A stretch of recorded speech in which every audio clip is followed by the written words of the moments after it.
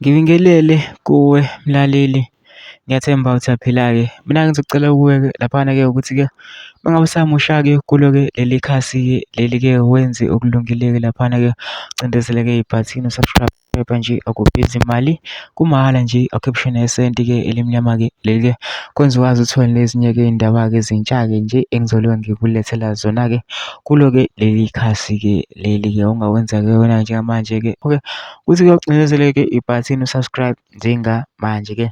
Udaba kulethele lona-ke namhlanje lana-ke kulethele-ke umlisa-ke ichaza-ke lana-ke kabanzi-ke veza nokuningi-ke laphana-ke ukuthi indaba-ke ethi-ke i-M_K-ke bengeke izikwazi ukuphatha-ke i-South Africa. I-South Africa inkulu kakhulu ukuthi-ke ingaphathwa-ke i-M_K-ke laphana-ke ube-ke esenaba-ke laphana-ke waveza-ke ukuthi indaba esho njalo-ke kodwa-ke angifuni ukuthi wezwa ngami-ke mina-ke phela nje into engizoyenza nje ngizodlala-ke ividiyo-ke uzizwele wena-ke. Ngizocela lapha masuzwile-ke le video lena-ke ungene ema-comment section-ke ufishe umbono wakho ngalo-ke lolu daba-ke lolu-ke ukuthi wena-ke ucabanga kanjani-ke masincinzane ibhathini nje subscribe nje akubizi imali, kumahhala nje akukhiphishe nesenti-ke elimnyama-ke leli-ke khonza ukwazi uthole nezinye-ke iy'ndaba-ke ezintsha-ke nje ngizolethela zona-ke kulo-ke leli khasi-ke leli-ke nayo-ke le video-ke awuyithokozele.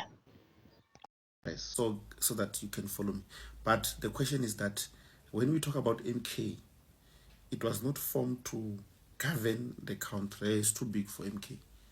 MK was just formed to destabilize the processes of the African National Congress, to weaken the African National Congress. That's their whole purpose. Hence, I once said that the organization cannot sustain itself for the next 5 years. If it sustains itself for the next 5 years, therefore, the votes will be dropping to 4%. Because now people of KZN can see that what is it that they've benefited out of MK. You understand? They cannot be dictated by a person who's defending himself using votes. So